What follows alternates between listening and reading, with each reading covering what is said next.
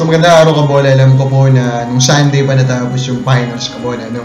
Pero marami pa rin po tayong pag-usapan patungkol po din sa finals. And of course, tatapusin po natin yung series kung saan pinapanangalanan po natin yung top 3 asset po ng bawat team for this off-season. So kung hindi pa nakasubscribe Kabola, pakipindot naman po yung subscription button. So I think ang unang pinakamaganda pag-usapan ngayon Kabola, yung story po ni Coach Nenad, diba? Si Coach Nenad Kabola, bumalik yan. Alam naman natin, diba? Gilas, Kabola after Gilas, nawala siya. Then bumalik siya. Pero napakaganda lang ng kwento niya, no? Itong si Coach Nenad, siya yung klase ng coach Kabola na very down to earth Kabola. Hindi siya yung parang Coach Yengyao, Coach Shotreyas, hindi siya ganun Kabola. Ano po? Kaya, isa sa mga rason Kabola, sabi niya, kaya nag-enjoy siya sa Pilipinas is that yung pong mga players and etc. Yung kumbaga yung politics Kabola within the player Kabola is hindi ganun kalala. Yun ang explain niya dito dito po sa kanyang interview po with Spin Kabola.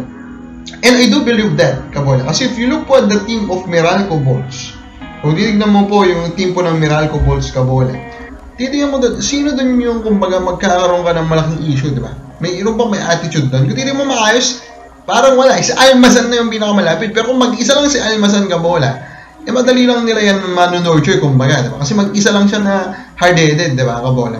So with that, hindi ako nagulat na talaga nag-work Kabola as a consultant, basically the real coach of Meralco itong si Coach Nenad. And of course, we hope that his present in the PBA, in Philippine basketball, will actually improve further Kabola, yung quality po ng basketball dito po sa Pilipinas. Then some comments nga muna tayo Kabola from the fans. Sabi ni Adrian Dulay, syempre, tuloy agad talaga yan pag sa dalawang SMC ni Chuapang, dikit ni Kome yan At feeling team owner rin yan, coach lahat na yata na posisyon nasa kanya, sabi niya dito. Joshua Santos, wala naman trade value si Paulie Doveba para matrade sa Northport kapalit ni Munzon at Paraiso. Take a look Kabola, it's all about the age, no?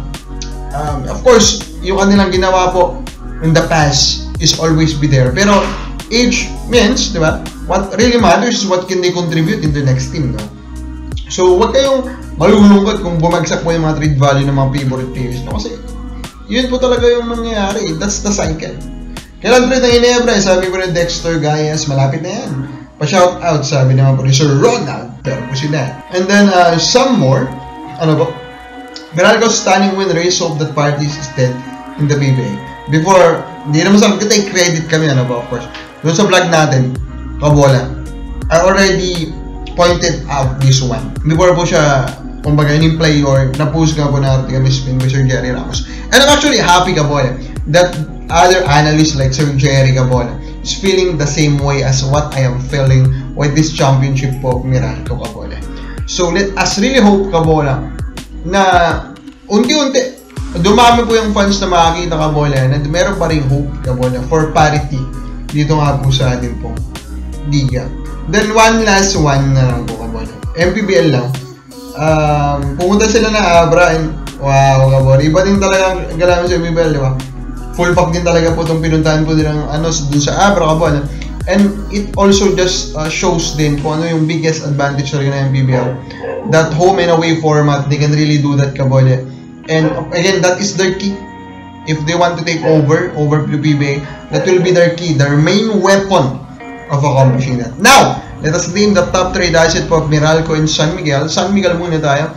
I will point to Jeron Teng Kabola as that guy. Jeron Teng, unfortunately, hindi niya na-crack yung main rotation po ng San Miguel in this season. Now, can we hope that he can do that next season? Ang issue kasi dyan, Kabola, what the batting need is 3-point shooting. Kaya nga babad pa rin si Marshall Lassiter Kasi po, ang kailangan talaga nila, of course, to surround Junmar Fajardo are 3-point shooters, Kabola.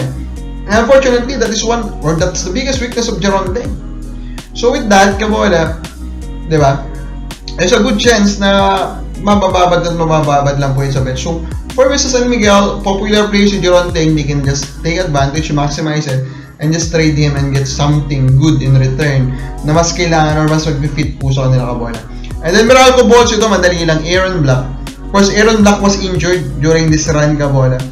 And that basically, logically, it means Kabola that they need him to win the championship. So, they can trade him, get something that is much better fit sa team nila. Kasi kung titignan mo yung guard rotation nila, sobrang lalim na yan, di ba? Quinto, Newsam, Banchero, then may Karam ka off the bench, Kabola. So, it's actually a very deep rotation already. So, trading Black for siguro another stretch 4 Kabola or stretch forward Kabola could be a much better fit for them. Kapakabal sa break mo, ito ba yung mga top 3 asset ng championship finals teams natin? Comment up, so ba?